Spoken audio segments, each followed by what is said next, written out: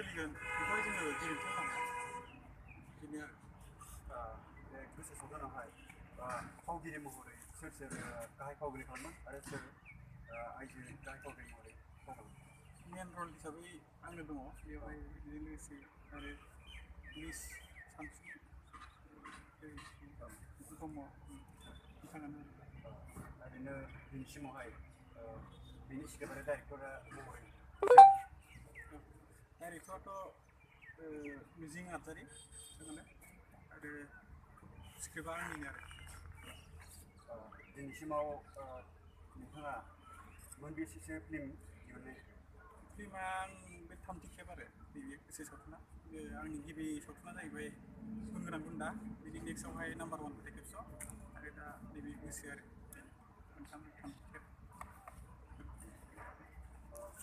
नोंथाङा आइजो फावगिरि